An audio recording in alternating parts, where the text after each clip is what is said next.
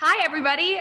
For those of you who could not join us in person on November 15th, we are now doing our stewardship campaign presentation one more time. My name is Pastor Nikki Zimmerman. I have the honor of being the pastor of Sunday worship here at Kingston United Methodist Church. And my name is Pastor Ashley Gonzalez. I am the pastor of outreach and of administration. We are so glad you're here, and we are so grateful to be able to show you this presentation about our current vision, our current giving, and what stewardship has meant to us historically, where we are in the midst of this COVID pandemic, and our financial vision for the next chapter of this congregation's life.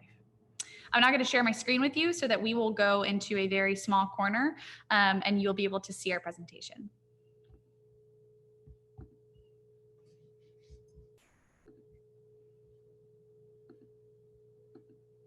All right.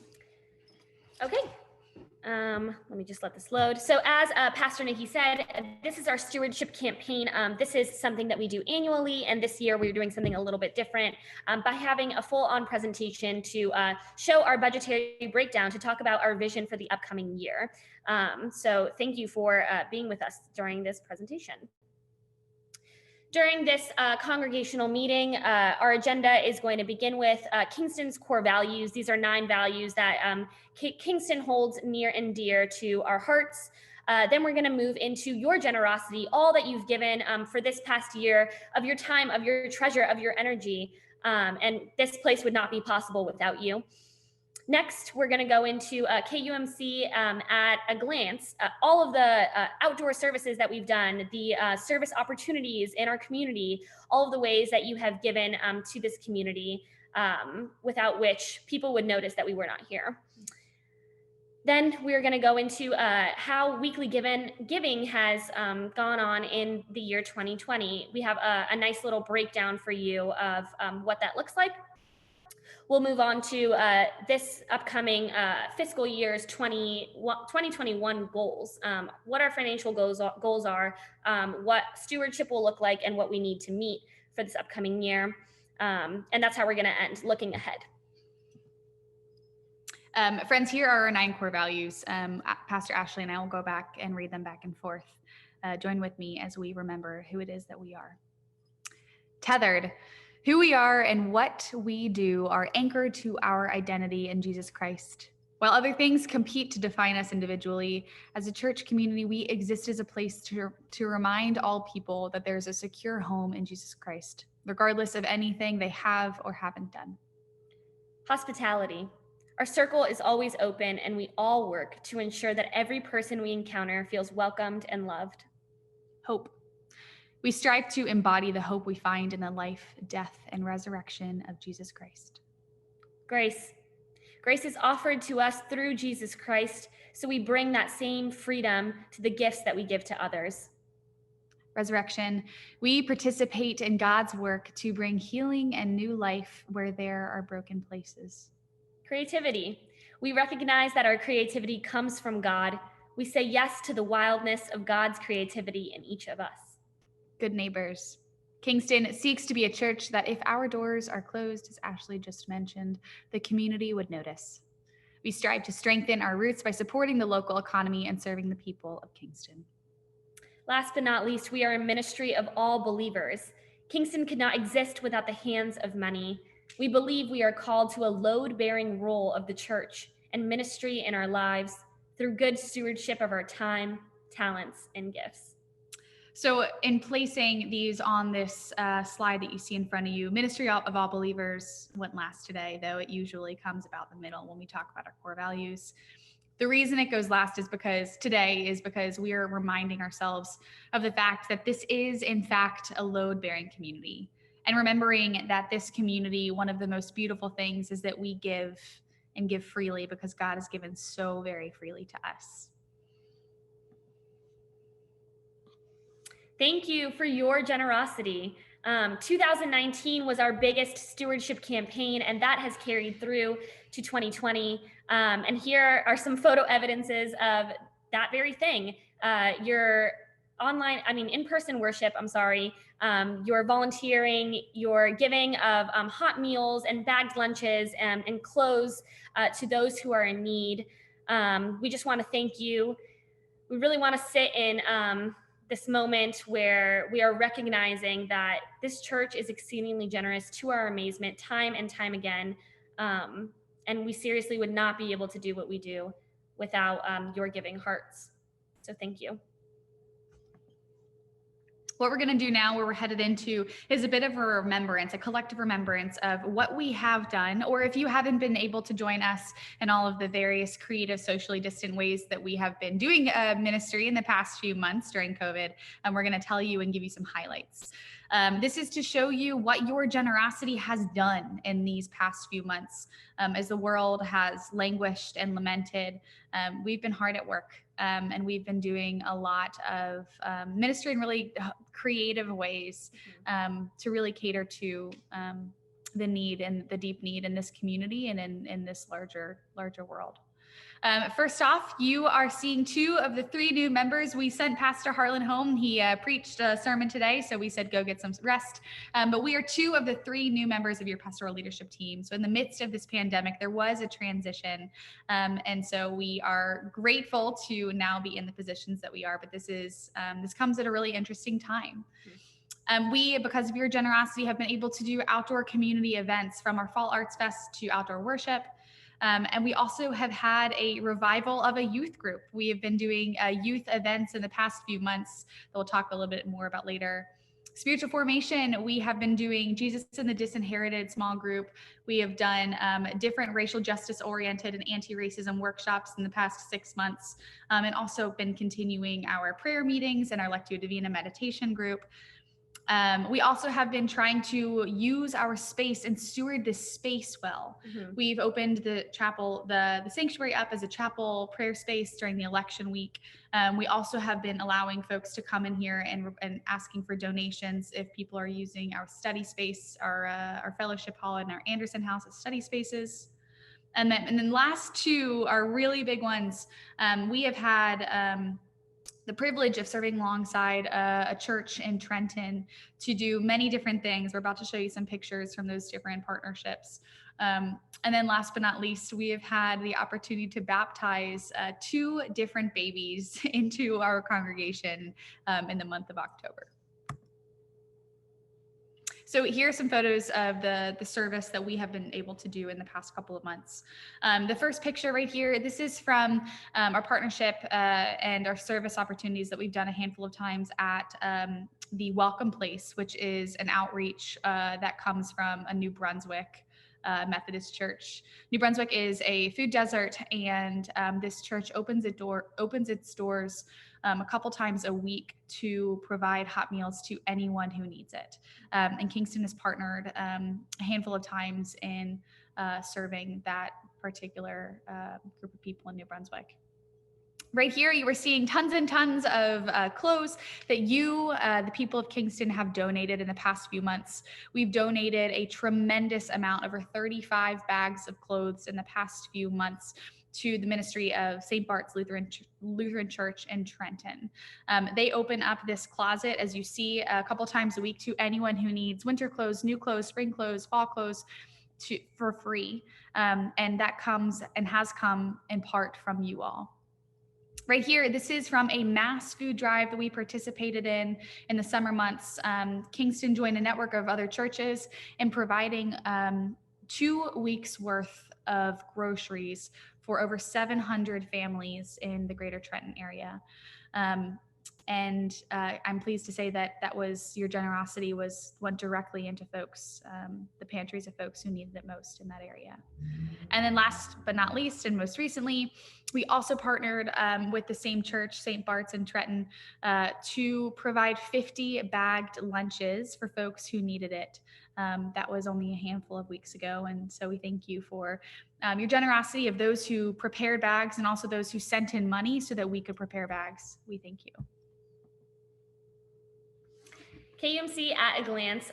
Somehow during a global pandemic, our community has managed to have 2 baptisms within the same month and also join in new members. That is just wild to me. In October, we welcomed baby Delaney, who is part of the Kane family, and the Kane family has been part of this congregation for generations. So that was a beautiful welcoming of her into our family. In late October, we also baptized baby Margot, and she was officially brought into our flock. We did an outdoor, socially distanced baptism, and it was a beautiful time for our congregation. And last but not least, baby Margot's parents, Tobias Smith and Carly Jimenez, decided to become professing members of KUMC the same day that their daughter was baptized. This is truly remarkable that during a pandemic, we were able to pull this off.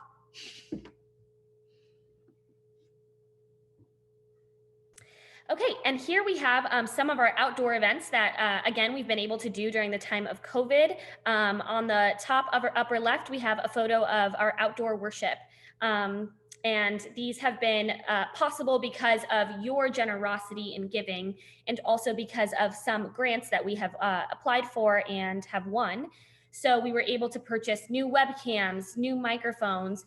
We've been upping our internet so it could be fast and seamless for those of us who are live streaming on Zoom, and that would not be possible without you. We also did a fall arts festival, which has been our most successful socially distant fall arts festival. Most of our artists— First and most successful. Yeah, first and most successful. Most of our artists sold out during the event, and that has actually brought upon the idea to do a holiday arts festival that will be coming to you in December, and we're so excited to see all that brings.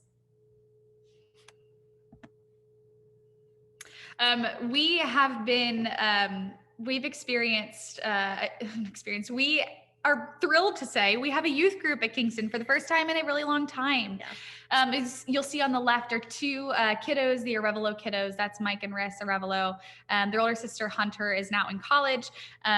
But when the Arevalo family chose Kingston as their worshiping home, we started just hanging out virtually playing Uno, and that has actually evolved into now a semblance of a youth group.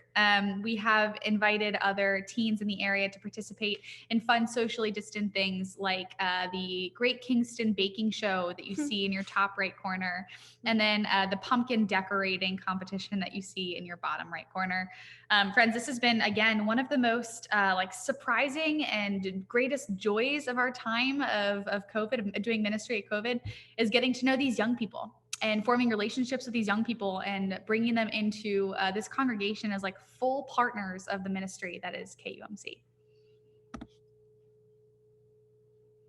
So here is, we're going to transition now from Kingston at a glance to a little bit more of the our financial place right now and where we are headed and our goals. What you see in front of you is a bar graph breakdown of the current giving landscape at Kingston UMC. Now, as Ashley and I were preparing for this presentation and going over our numbers, we noticed that, and also bringing in our understanding of how other congregations, usually their bar graph looks. One thing that we noticed was like, this is unique, and it shows how unique Kingston's congregation is. So Kingston is a young, for those of you who may not be able to join us frequently, Kingston is a very young congregation.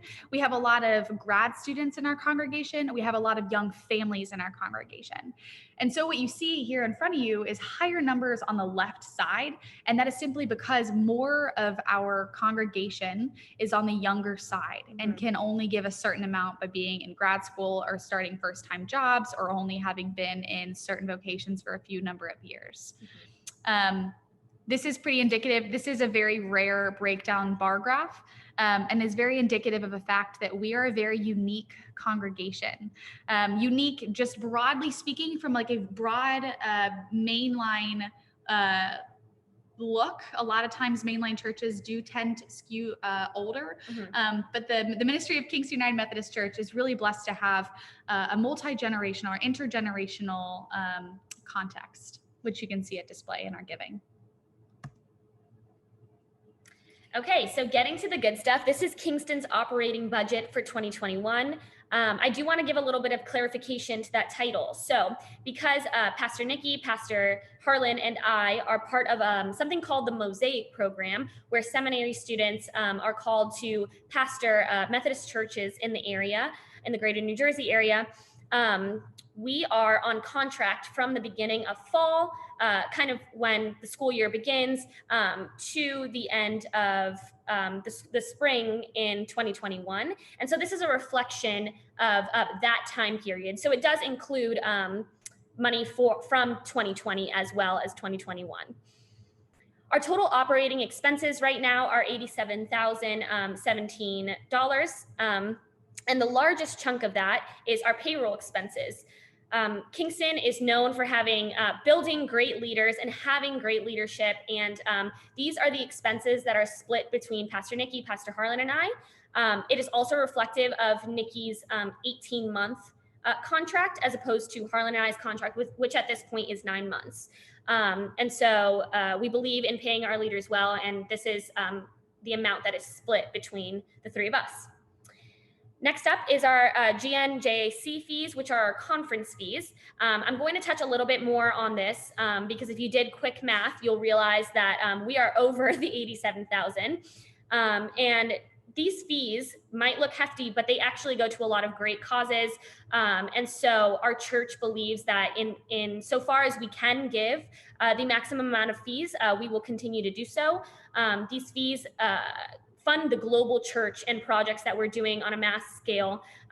They also, part of the funds goes towards a Black university. So we believe wholeheartedly in these funds. We know that they look like a big number, but they really are going to good things, not only within our local community, but within the greater Methodist community.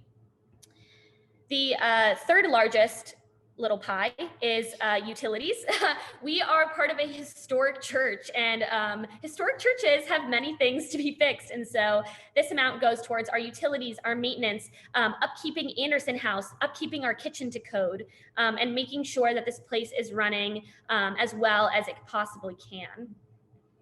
Next, we have our program expenses, and those are funds that are allocated for all of the outdoor activities that we see, all of our annual activities, our youth group, our fall arts festival, all of these would fall under that category. Next, we have office supplies, and like I said before, toner is quite expensive. Then we have our mission expenses, and this part of the budget is special because it is specifically for community benevolence.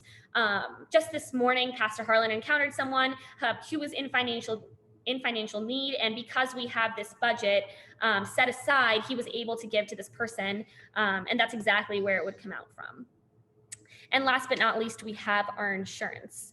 So just to pull back to our conference fees, the GNJAC fees, if you added this into our total operating expense budget, it would go over the 87,000. So no, we did not do our math incorrectly. Believe me, we double checked with Herb.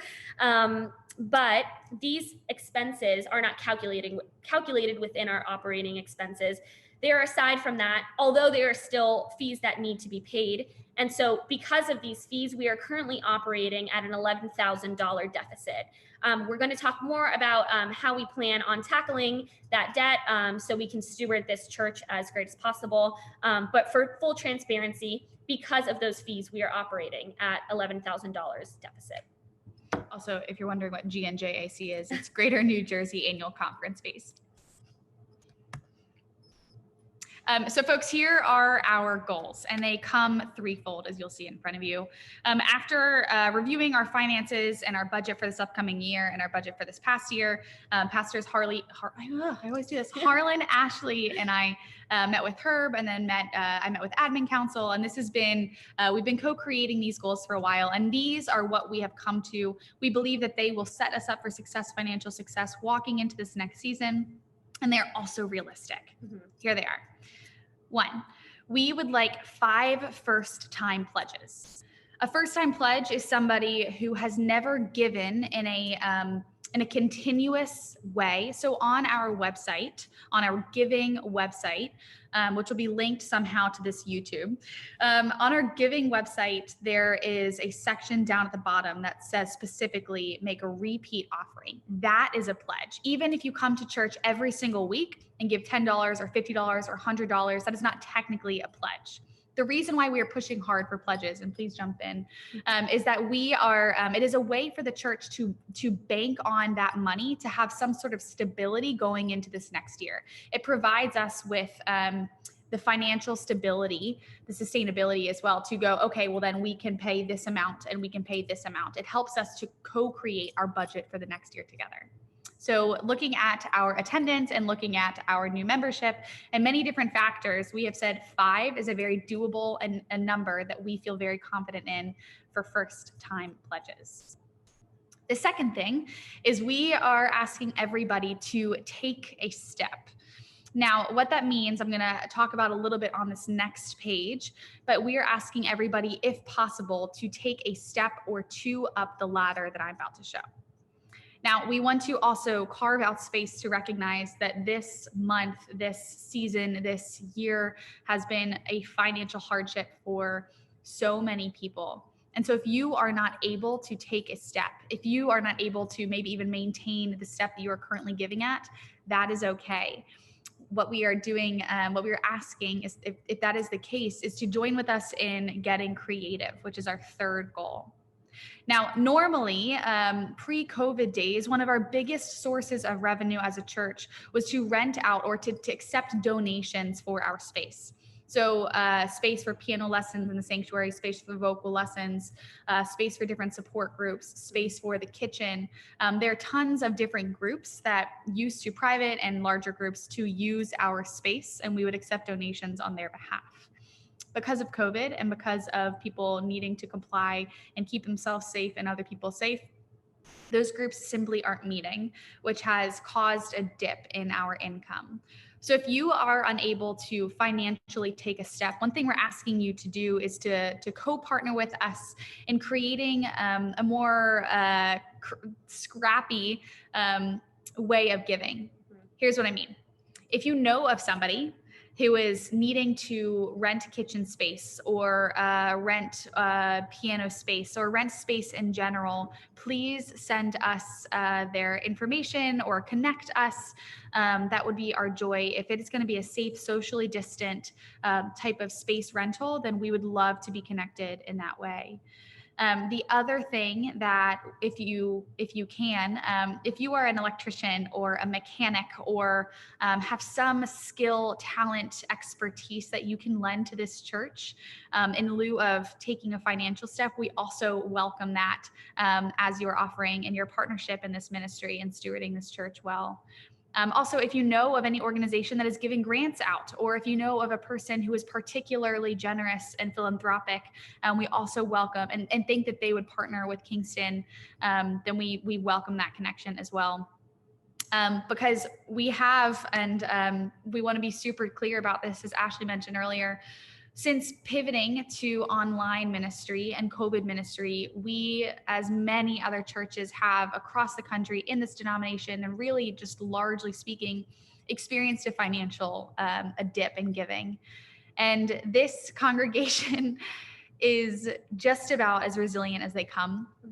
This church has experienced many different financial struggles, many different financial difficulties. We've seen dips in giving a couple times in our recent institutional history and just larger collective memory. Coming together financially and needing to feed 5,000 out of just a few fish and loaves is something that we know well. And so we ask you to do just that today. If you are able to take a step up once, a step up twice, then we graciously and are humbled to accept that partnership. And if that is not something that you can do right now, then we graciously and humbly accept also any other creative stewardship type that I just mentioned earlier. So what you'll see in front of you, it's the same breakdown, so to speak, as the bar graph that you saw earlier. This, though, is something that we used last year in our stewardship campaign. It gives people a visual to this whole take a step thing.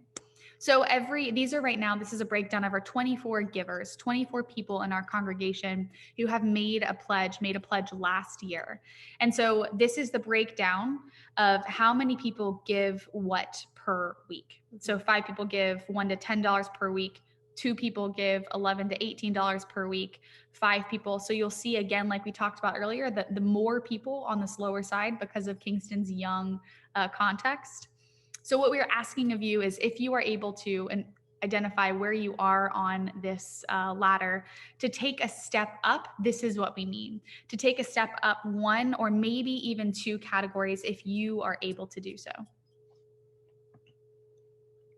And this is our goal. If everybody takes a step up, and if we have 5 new givers, this is our goal. This is a goal that is realistic, that will set us up for success. And into the next phase of ministry. We also will be, as pledges come in, we will be updating this and sending this out and making sure that you are seeing the growth of the temperature, so to speak. But $76,000 is the amount that will set us up for success going into this next stage of ministry. Friends, we, again, let us say loud and clear just how much we, Ashley, Harlan, and I have been blown away by your generosity. Mm-hmm. From people coming to church early to set up, to blow leaves, staying late to clean up alongside of us, from the financial gifts that we have received, those anonymous and those who have given pledges in the past. We have been truly humbled and amazed. So we thank you for all of the generosity that you have shown and the generosity that we know will continue to come. We are so grateful to call this place home, and we thank you for joining us in this. Yeah, thank you to everybody who sat through this presentation on Zoom Live. And if you're looking back now to get any information, if you need to send us an email to find out where exactly you are on the step ladder, because perhaps you're giving like a percentage of your income and you're not sure how it breaks down per week, we'd be more than happy to provide that information for you. And we will also be including a pledge form so that if you are interested in pledging, don't worry about going online right now and setting up the pledge. You can fill out this form and we will be getting in contact with you for that. But thank you again, church. We love being your pastors and we love you as congregants. Goodbye, everybody. Be well.